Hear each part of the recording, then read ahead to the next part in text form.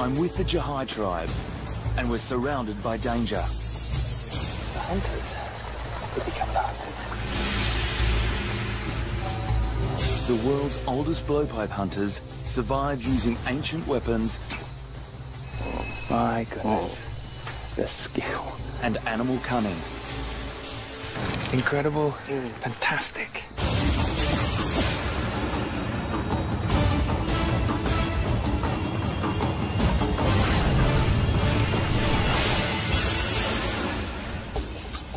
I'm Hayden Turner.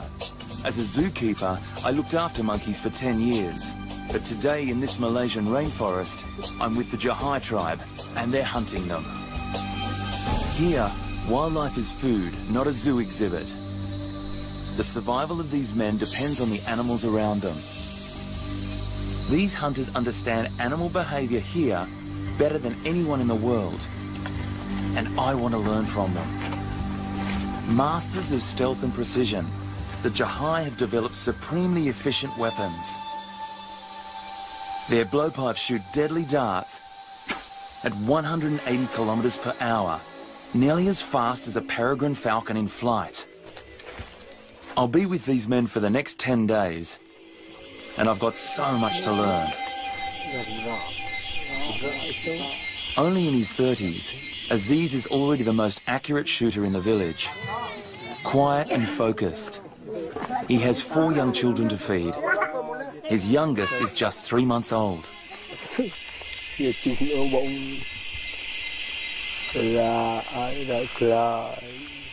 Quadri's the head of the small village where I'm staying. He has to ensure that all 8 families living there are fed every day. At 45, he's been hunting for over 30 years. He's the best hunter in the village. On this hunt, the monkeys have the advantage. High up in the treetops, 35 meters above us, they can see for 20 kilometers. To make a kill, Quadri and Aziz need to be within 50 meters of the monkeys. So it's with stealth that they outwit their clever prey. I'm really worried that I'm going to be more of a problem on the hunt than a positive force. It's all about stealth, it's all about quiet, it's all about whispering, it's all about hand signals. It's not a run and a chase through the forest. So with these size 10s on, I'm going to have to watch my step.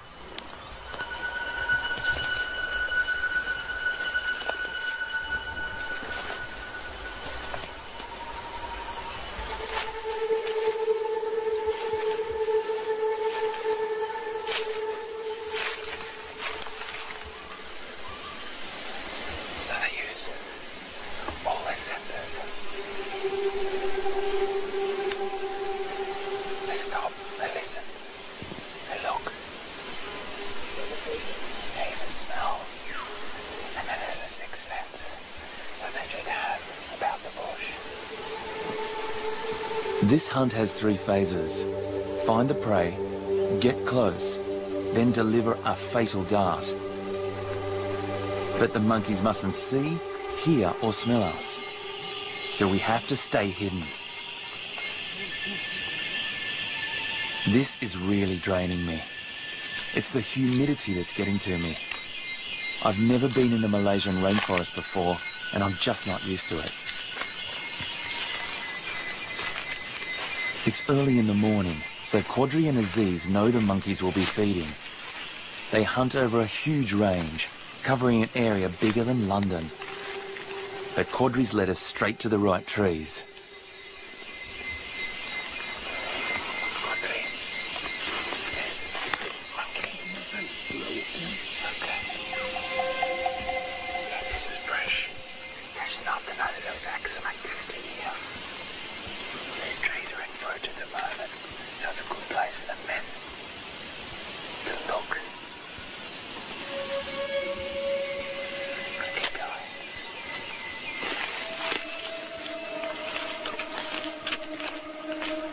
We've got to spot the monkeys before they spot us. Intelligent, social, and highly vocal, they communicate with each other over a kilometre. Alert one monkey, and the whole troop will take flight. Quadri spots some monkeys. Now the hunt is on.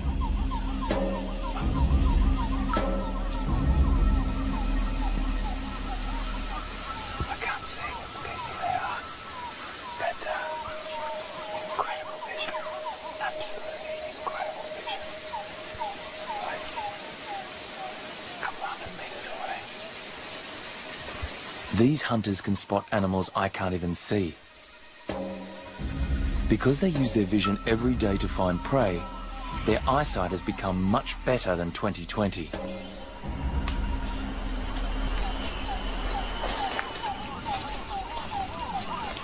Quadri sees that some monkeys have stopped eating. It's a sign that they're getting wary. We stop. Hidden from view, we watch and wait. We've already hiked 5 kilometres in 32-degree heat. The men have hardly broken a sweat, but I'm soaked through. Dusky monkey. Ah, monkey. Okay. So, I think Quadri's telling me that it's a dusky monkey. He just went like this, which is circles around its eyes. Dusky leaf monkey. Quadri knows the species because of the troop's behaviour. Dusky leaf monkeys spread out when foraging, and now they're on the move. These monkeys can weigh up to 12 kgs, but they'll only yield about half as much meat as a turkey of the same size. To feed all 35 people in the village, the men need to catch at least 2.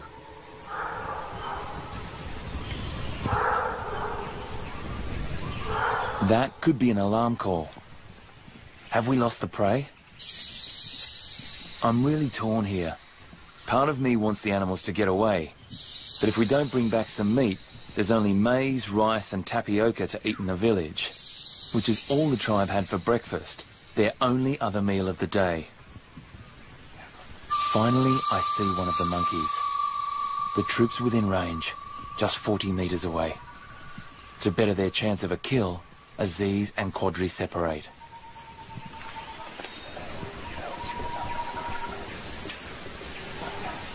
So one will go this way, one will go this way. Separating doubles the hunter's chance of success. But it also doubles the risk of being spotted.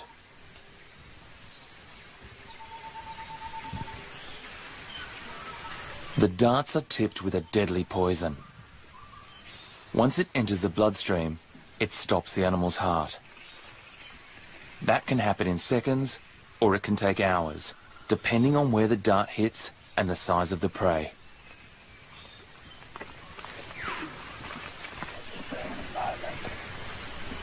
That will make or break this hunt.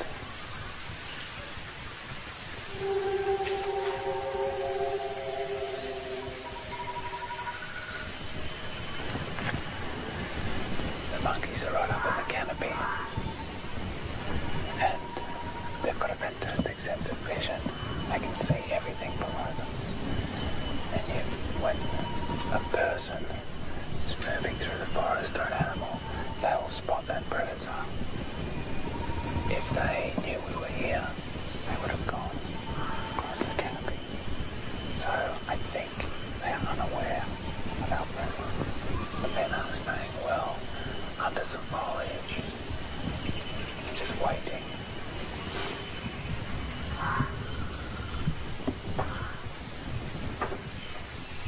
Aziz shoots. He hits a monkey. The darts are silent, so the other monkeys aren't alarmed. Quadri takes a shot. He hits another. We've been hunting for 5 hours, but we could still go back empty-handed. If the monkeys are startled, they'll be off, before the poison takes effect. Bit of a coughing sound the monkey makes before it falls out of the tree.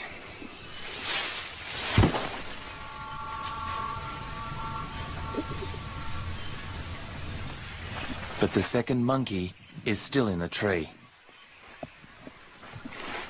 I can see it up there.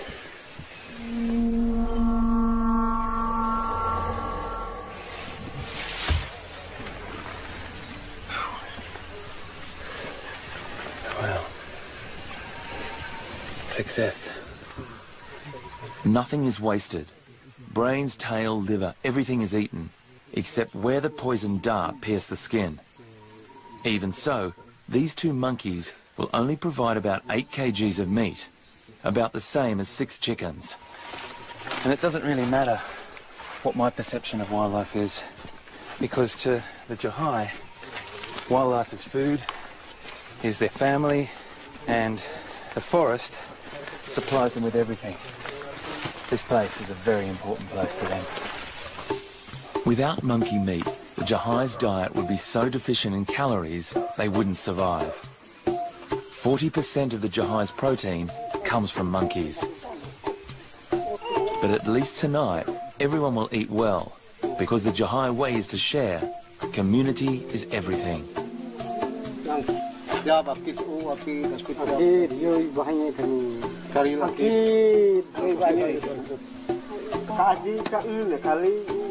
Each family receives an equal share, which they cook and eat at home. 80% of the Jahai's food is protein from meat or fish. The survival of the whole village depends on the hunters. The Jahai live in the northernmost part of the Malay Peninsula, near the border with Thailand, in the Belem-Temangor forest. They are one of 18 indigenous tribes of mainland Malaysia. But as the Western world encroaches onto their land, their traditional way of life is being eroded. Today there are fewer than 900 Jahai. Their ancestors were the first people to live in this ancient forest. For thousands of years, they've passed their traditions and hunting strategies down through the generations. This forest still gives the Jahai everything they need: shelter, food, medicines, weapons. It provides, but it also kills. The Jahai share this forest with dangerous animals. They can't grow many crops or vegetables, as their village would be raided by hungry elephants. A tiger took a young boy from a village nearby. It's too dangerous for the Jahai to keep any farm animals or store any fresh meat.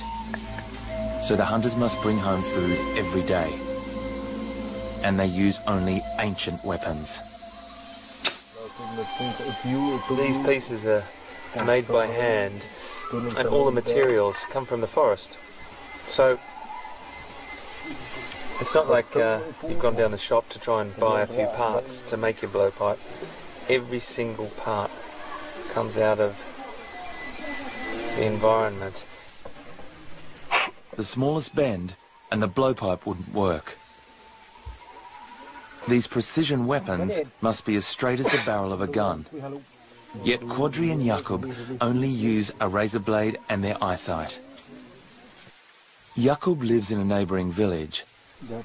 At 45, he's a very experienced hunter and a close friend of Quadri's. And today, they've joined forces to hunt a giant rodent.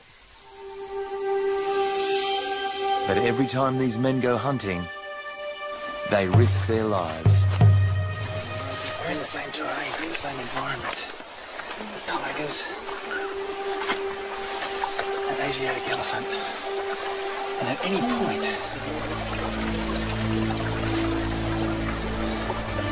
the hunters could become the hunted.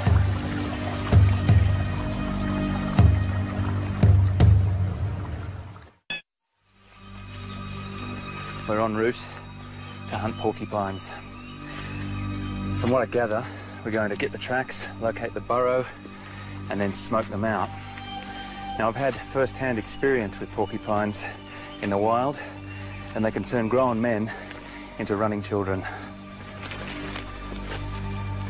Just one porcupine can provide 15 kgs of meat. High in fat and calories, one animal can give 5 times more meat than a small monkey. There are 24 species found worldwide. Today we're hunting Malayan porcupines. They have over 30,000 needle-sharp quills, weigh up to 30 kgs, and they're aggressive. When threatened, they will attack. Porcupine are nocturnal, so we're looking for tracks that will lead us to their burrows. Even in this dense undergrowth, it takes Quadri, Jakub and Caillou just minutes to find footprints. Caillou is in his 60s and a grandfather to two, but he's still an expert tracker. So here, I can see the toenails there. Like here, here.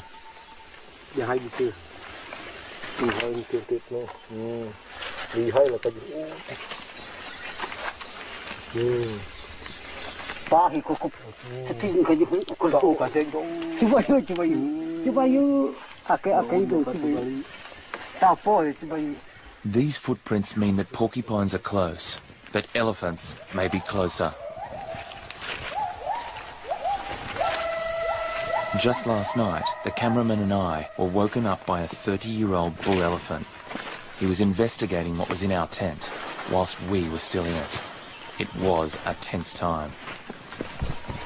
Last year, wild elephants killed 500 people. It's fresh elephant dung and still warm. They've just been here, and they're in this vicinity right here. We've got to be extremely careful here.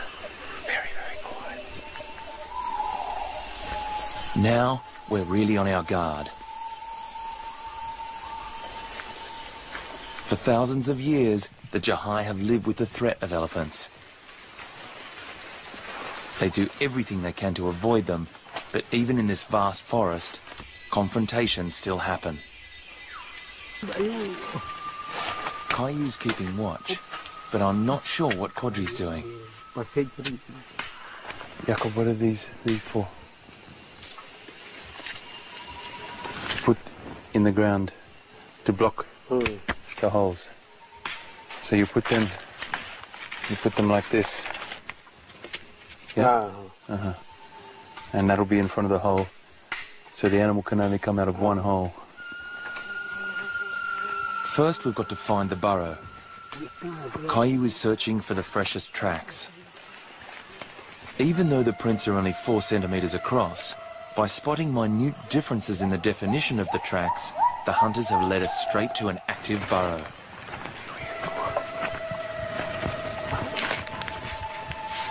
Porcupine burrows are a complex system of tunnels and chambers, measuring up to 18 metres long.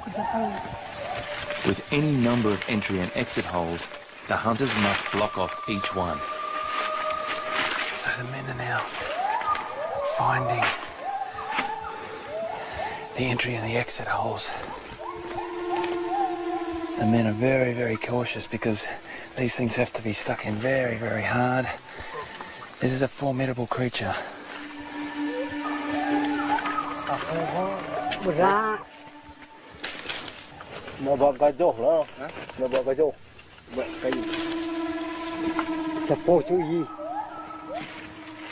So the men now have decided that this is the burrow. These are the 2 points of entry and exit. They've checked for other areas, and it seems to be ready time to smoke them out. The plan is to fan in enough smoke to alarm the animal, but not kill it while it's still inside the burrow.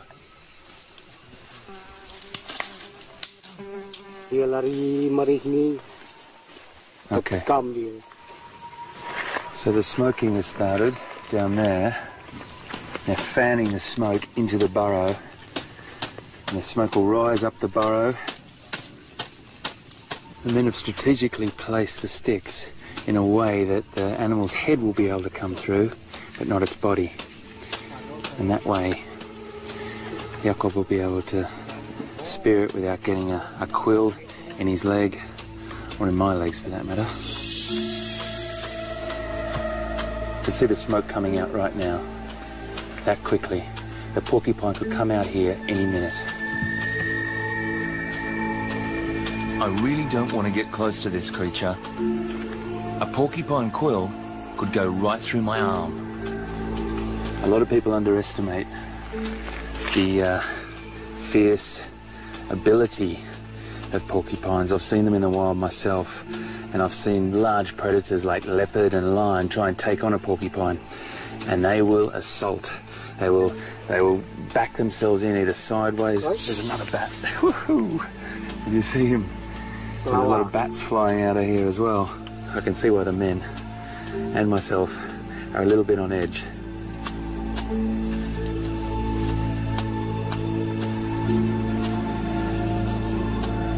You can hear the quills coming up.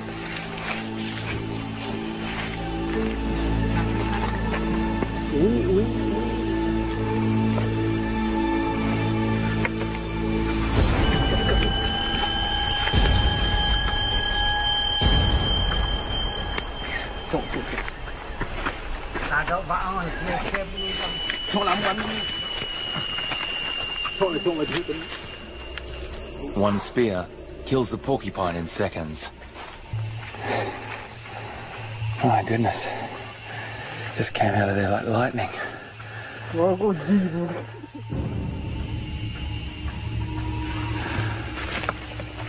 But this hunt isn't over. There's another one coming.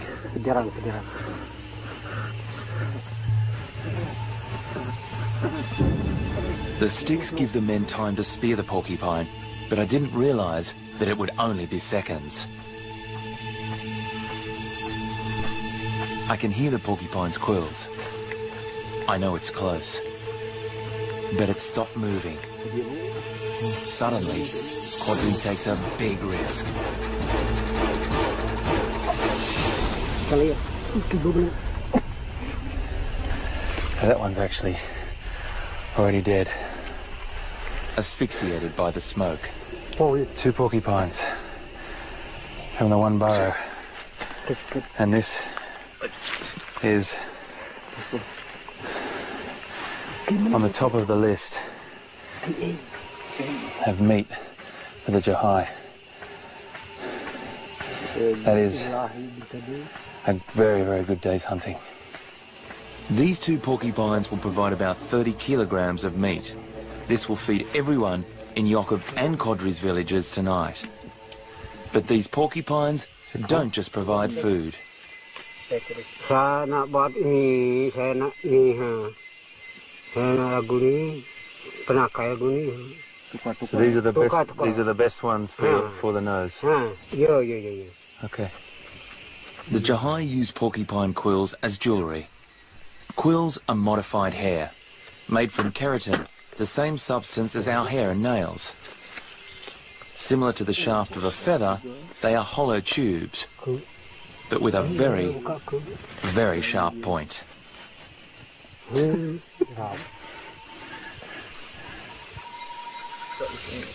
When did you get your nose pierced? Saya semuda saya orang dulu ya orang buat ni, orang cucuk ni.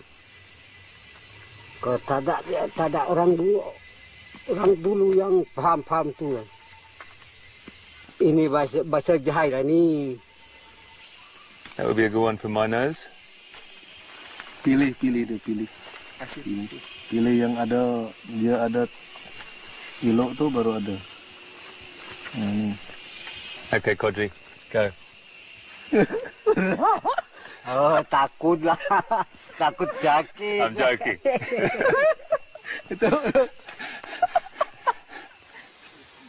So that was exactly to plan. It was straight out of the Jahai textbook of hunting. Incredible, just great success. I mean, the men are going home with fantastic amount of meat for the rest of the village. What more can you say? The villagers never know what's on the evening menu. There are no hunting seasons here. The men don't decide what to hunt. They just enter the forest and read the signs left by their prey. The Jahai survive because they know so very well the animals that they share this forest with.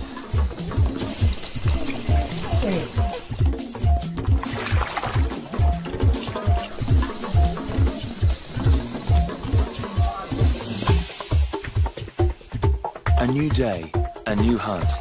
We're going fishing. Over half of the Jahai's diet is fish. We're heading a kilometre downstream of the village, but we're not taking any nets, lines or rods. All we need is these logs, because they contain a deadly poison, rotenone. Found in at least 68 plants around the world, it's a naturally occurring insecticide used by organic farmers. It inhibits the ability of cells to absorb oxygen. The men are about to release this poison into the creek. As it flows downstream, it suffocates the fish. They rise to the surface where they're easily caught. But first, we've got to extract it. You can see that's where the branch went in on the inside there. And this is the bark area. And that seems to be what they're after, because that is got the toxin. Rotenone is most deadly once it enters the bloodstream. So the men take great care not to injure themselves as they beat and then wring out the bark to release the poison. The rotenone forms a toxic foam. It's deadly, especially to children. To keep them safe, they are forbidden from leaving the village. The Jahai are fiercely protective of their children. As a father to a young family, I understand how they feel, but I live in the UK. Here, we're surrounded by danger at all times.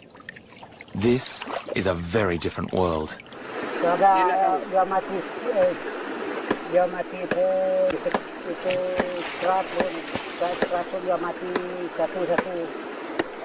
Is it poisonous to humans?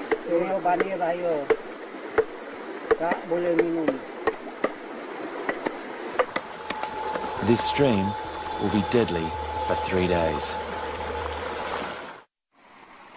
No one will drink this toxic water for several days, but the fish are safe to eat.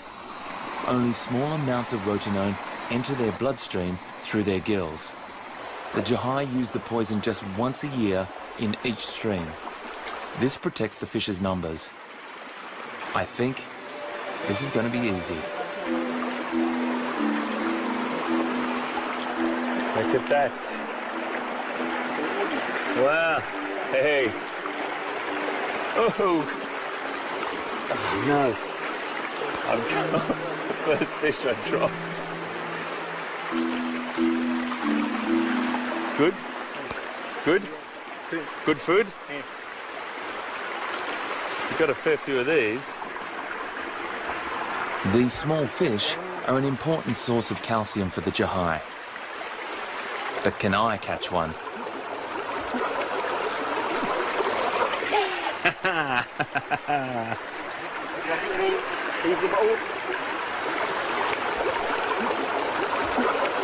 I didn't think I'd be catching fish with my bare hands. They are a little bit stunned though.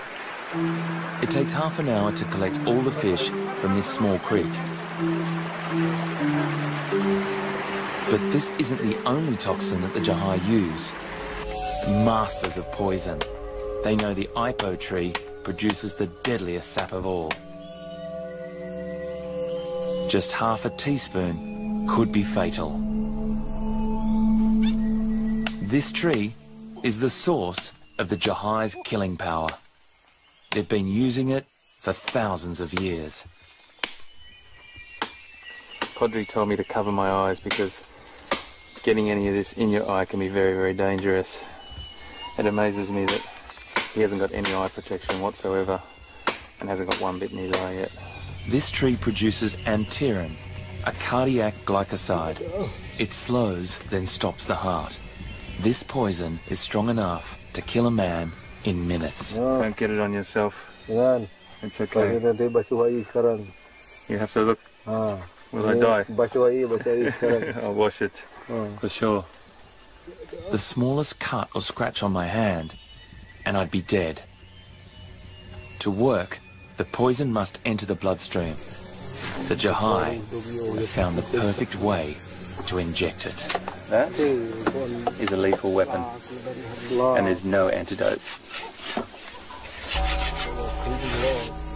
The men applied just the right amount to kill, without overloading the dart, because that would affect its flight.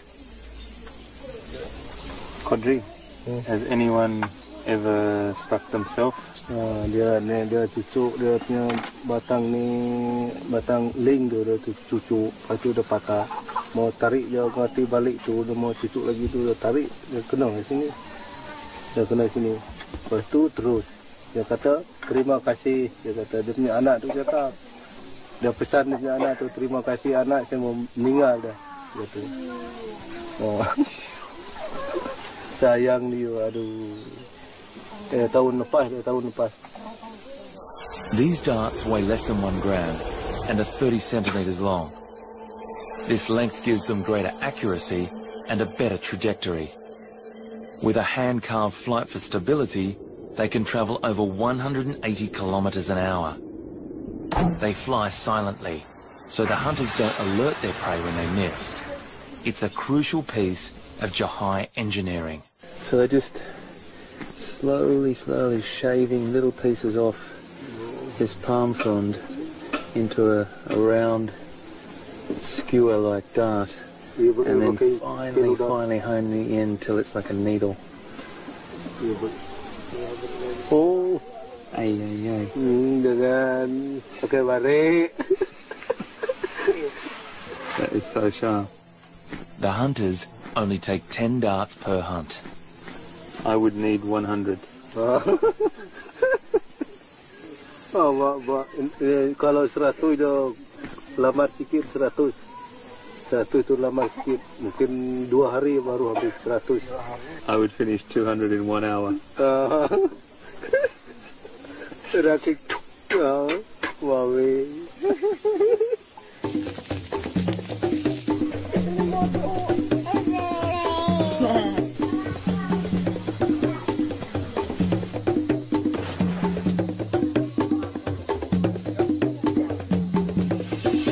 As the world's oldest blowpipe hunters, the Jahai's skills have been honed over thousands of years.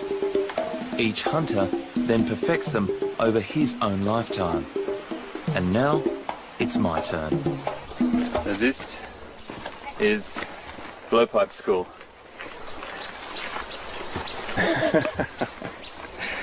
Okay. Now there's the target. Bedil. Okay. Yeah. Now you show me first. Bedil.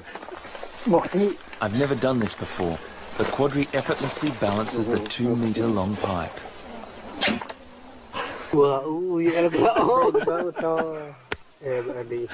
First go. Oh no. I'm never going to be able to do this. So, what do I have I've got a lot to learn. Quadri's been hunting since he was 12 years old. This is not going to be pretty. Okay.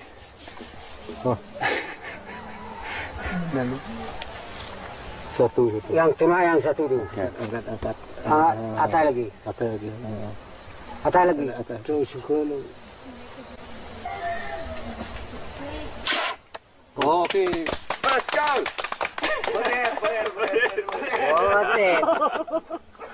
Buat it. Let's go. I don't believe it. That is fantastic. There's the difference. Mine actually you just penetrate a few centimetres, maybe an inch or so. Theirs go right through and only leave the flight on the outside. Okay. That's two. Shall we move back here? Quadri. Quadri?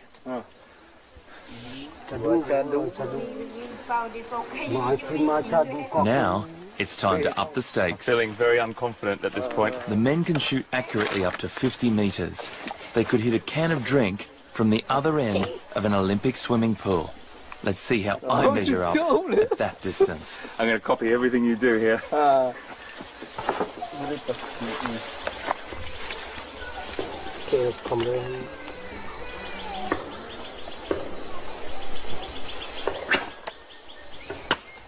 That is incredible. But it. That is incredible. Right on the target. Oh, wow. Fantastic. Oh boy, here we go. This is going to take a...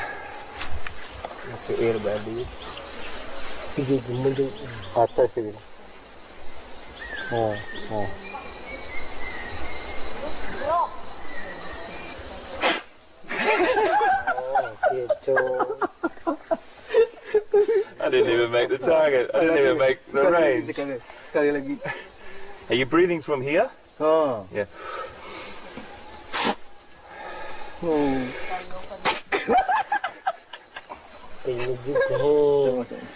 That's definitely technique here. I don't have the technique or the capacity. They're like smoking all day. And they've still got better lung capacity than I have. What's that saying? Get back to the gym, HT. But for now, it's back to work. Today, all the villagers had to eat is wild tubers and tapioca. So we're going blowpipe hunting. From the moment we start this hunt, Quadri, Yaqub and Aziz read the forest like a book. It's late in the day, so the men know prey will be out looking for food. So the men are now making noises to each other and to hand signals, and they use their blowpipe to point in an exact direction where the animal is.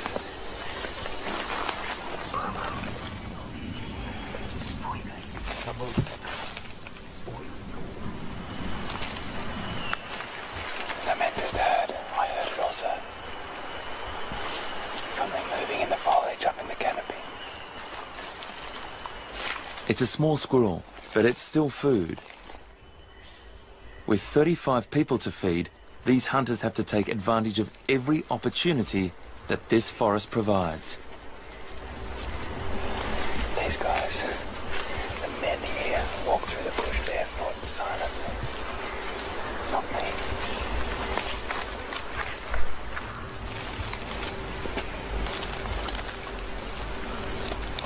Suddenly, Quadri stops us. The squirrel has frozen. It's on full alert. Squirrels can see in a 300-degree wide arc with exceptionally sharp focus. Without moving its head, it can see in detail what is below, above, and next to it. Once the squirrel relaxes, it's safe for us to edge closer. Agile, camouflaged, and only as big as a man's hand, these squirrels are tiny targets. I can barely see them, but Aziz is preparing to take aim.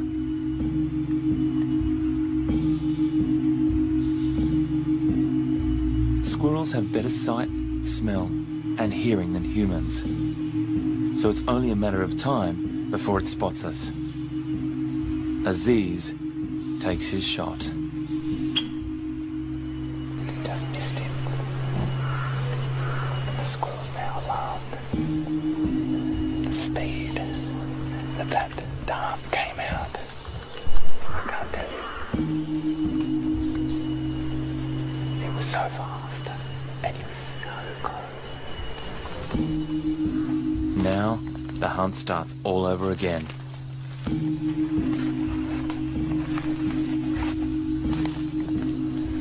It was very interesting to watch how the men work together, like predators would do in the wild. From what I've seen, there's two snipers going out. One's actually ready to shoot. The other one is a spotter. Their teamwork pays off. Aziz has a squirrel in his sights.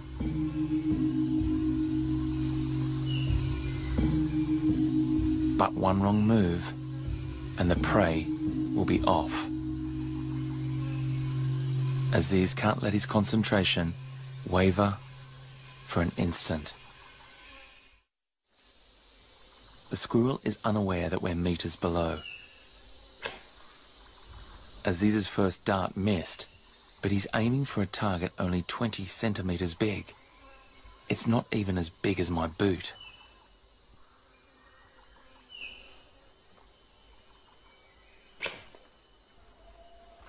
He's hit it. The poison works within seconds on this small animal.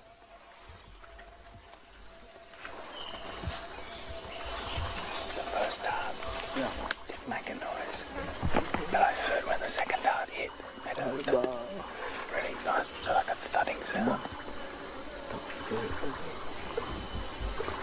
Where did the dart hit him? In the side. In the side of the ribs.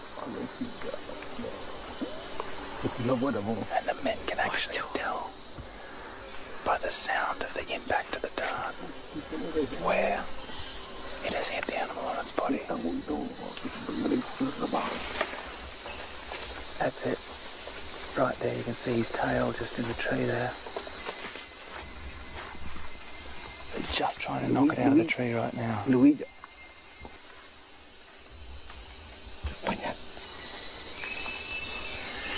When in doubt, you climb in this part of the world. My goodness, the skill and the strength. There's nothing easy about getting food from this forest. Up, probably about 1 story high now. Probably about 2 stories high. Perry. Amazing. He's got him. He's got him. He's got him in his hand.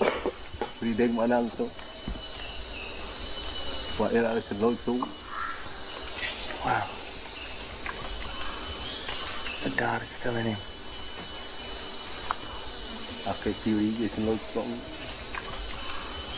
Oh, that is incredible. That target from about 40 metres away, I would say, at least 50 metres even. 150 feet, and right in the ribs. This hunt isn't over. We need at least 3 squirrels to feed 1 family. Ever alert, Jakub sees something.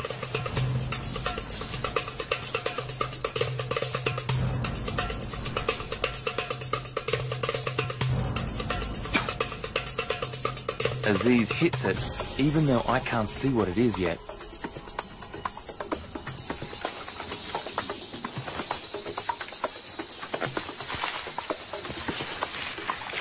Definitely heard a thud hit the ground.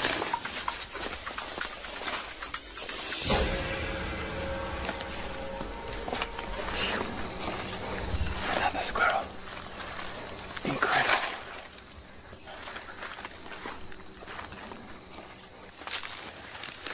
Not to be outdone, Quadri's got a surprise for me as well. Another one. Another one. Where did... Just under the arm.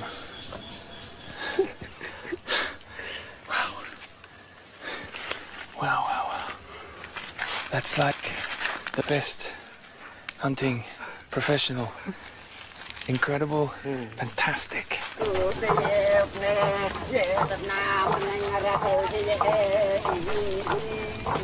What I've learned from the Jahai is that the forest is everything to them. The plants, the animals, this is their life. They're not cut off or detached from the Western world. They choose to be here.